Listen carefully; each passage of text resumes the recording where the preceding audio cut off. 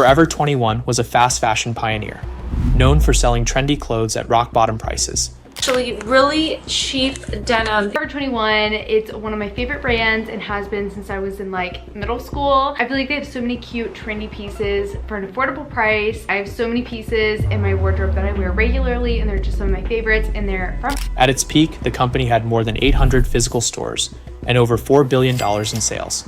But now, the fast fashion kingpin is toppling from competition within its own industry. The company has filed for bankruptcy for the second time, forcing it to shutter stores across the US and lay off hundreds of employees. Forever 21 will close all US stores after filing for bankruptcy. It marks the second bankruptcy filing by the clothing brand in the last 6 years, as the company cited stiff competition from online fast fashion retailers like Shein and Temu. So, what went wrong? The story of Forever 21 started when a couple from Korea pulled together $11,000 in savings to open the first store in Los Angeles in 1984, calling it Fashion 21. Fast fashion wasn't a novel trend. Competitors like Zara and Topshop were already selling similar products, but Forever 21 offered cheaper prices to consumers. Guys, I am absolutely obsessed with this jacket from Forever 21. So the one that I originally wanted was like $7,000, which is honestly insane to me. But this one was $30 and it literally looks the same. You can't tell the difference. Sweatshirts, button-downs, you name it, Forever 21 probably had it, and for cheap. They would carry very trendy styles. Styles that, you would see in designer clothing stores that were priced much higher. So this allowed a very fashion-conscious consumer to buy these types of apparel. Around 12% of teen consumers listed Forever 21 as their favorite brand in 2011, and sales for the retailer peaked at more than $4 billion in 2014. Forever 21's success quickly took the brand global. The retailer opened more than 200 stores internationally, and at least 70 of those stores were 35,000 square feet or larger, including a 90,000 square foot store in Times Square. But expansion came at a cost. In 2019, Forever 21 filed for bankruptcy, citing its rapid international expansion and underperformance as key reasons.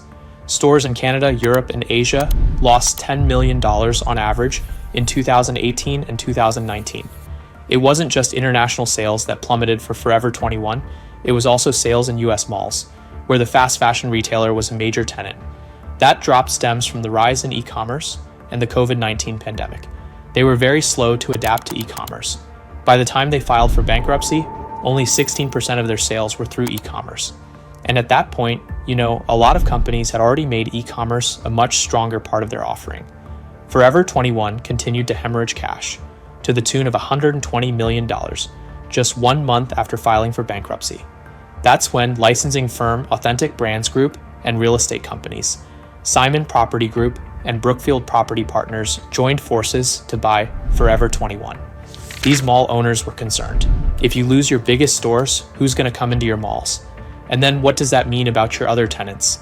Part of the proposition was that with Simon and Brookfield, they're going to be more flexible about rents because they are the landlords and they might tie the rents to the revenue. You're giving the retailer a bit more wiggle room when things aren't going so well. Authentic Brands is known for scooping up many fallen legacy brands like Aeropostale, Brooks Brothers, and Reebok, and attempting to save them from extinction by licensing the brands to the highest bidder. The company declined to comment on this story. But even under new ownership, Forever 21 was up against a different challenge. Asian e-commerce powerhouses like Shein and Temu, which utilize thousands of factories in China to pump out new products at even lower prices. A Forever 21 graphic t-shirt sells for around $11, compared to just $5 at Shein. So Forever 21 formed a partnership with Shein in 2023. Shein offered Forever 21's lineup on its website, and for sure, that got them some sales, but it didn't offset enough the loss from the competition from Shein. Forever 21 ultimately was undermined by companies like Shein that can do it faster and cheaper. The remaining Forever 21 stores across the US have begun liquidation sales, offering hefty discounts on remaining products. But that doesn't mean Forever 21 will be completely gone. Authentic Brands, they plan to continue to own Forever 21, and they have stores overseas that are not impacted by this bankruptcy. Possibly, someone like a Forever 21 served the purpose that both the mall owners and Authentic Brands wanted it to serve. which was that it continued to pull in traffic to the malls. So that meant you had shoppers for all the other stores in Simon Properties malls. It's possible that, they don't necessarily expect these companies to be profitable for them, forever.